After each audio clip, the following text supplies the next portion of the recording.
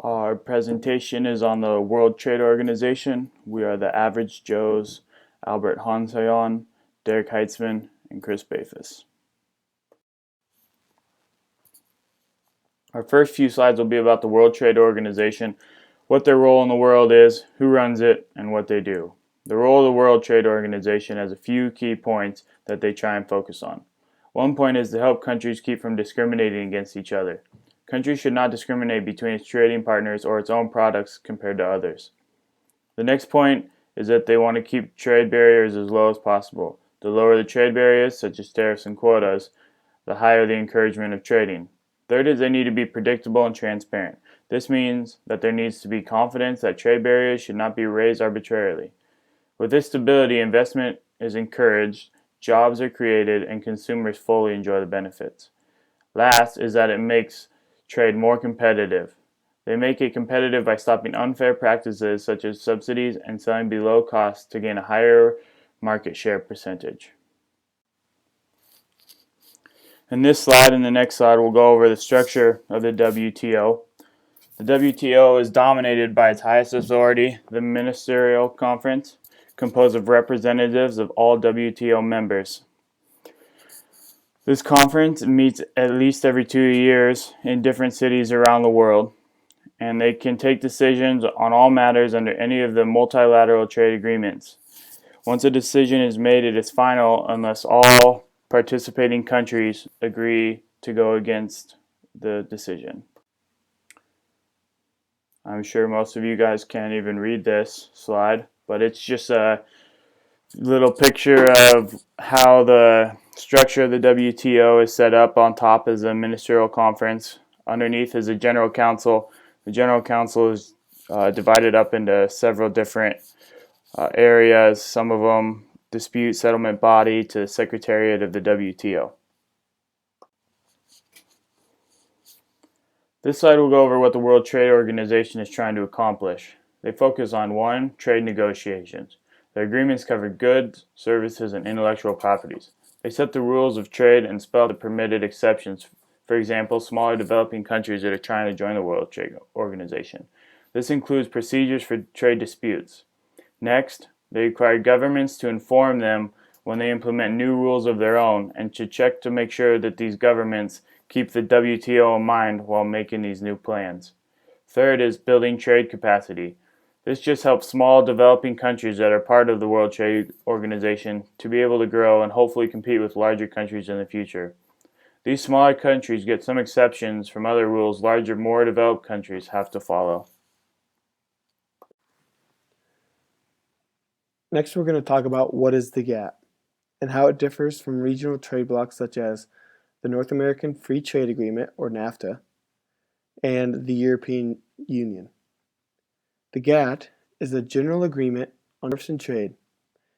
This agreement is a general rule of thumb for all countries involved in trade to follow. How the GATT then differs from regional trade blocs such as the NAFTA is that NAFTA is an agreement implementing free trade between only the countries of Canada, Mexico, and the United States. Similarly, the European Union also only promotes free trade with the different countries that it chooses to do so with. Therefore, these are separate entities of the GATT. The world trade has very little say to do with.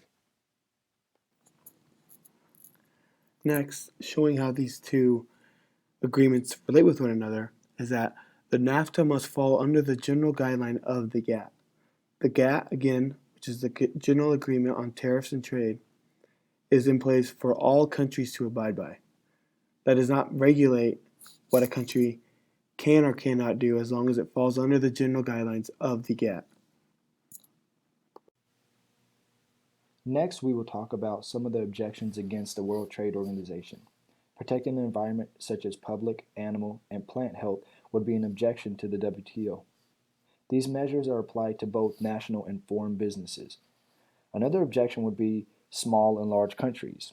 Small countries are given more time to adjust, greater flexibility, special privileges, and also sometimes lacking WTO legal knowledge.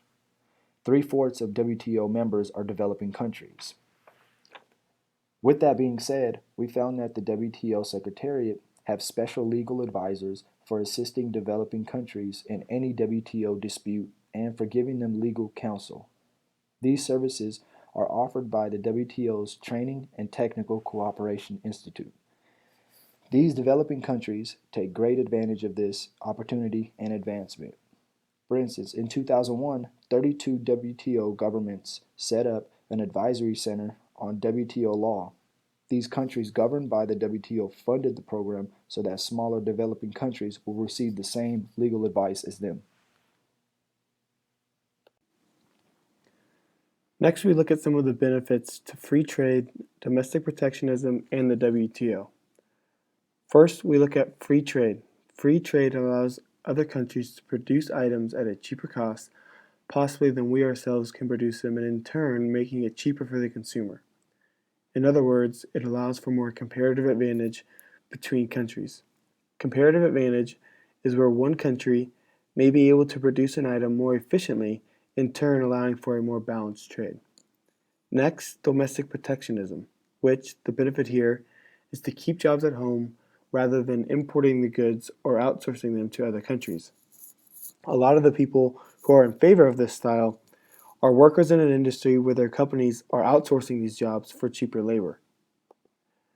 Therefore, they are more wanting their government to have an import quota of these goods that are coming into the country, having a tax on these goods or a tariff on these goods that are more in favor of domestic protectionism. Lastly, we look at some of the benefits of the World Trade Organization. The system helps promote peace. They settle disputes constructively. The rules that they have in place make life easier for all. Freer trade cuts the cost of living. It provides more choices of products and qualities. Trade raises incomes. Trade stimulates economic growth. The basic principles make life more efficient. Governments are shielded from lobbying. And lastly, the system encourages good government. In conclusion, future plans for the WTO are to increase economic growth and continue to build upon their base principles that they were built upon. Also, their primary purpose, which is to open trade for the benefit for all. We feel that the WTO is fair to both smaller developing countries and the larger countries. The WTO provides a forum for negotiating agreements aimed at reducing obstacles to international trade and ensuring a level playing field for all, thus contributing to economic growth and development.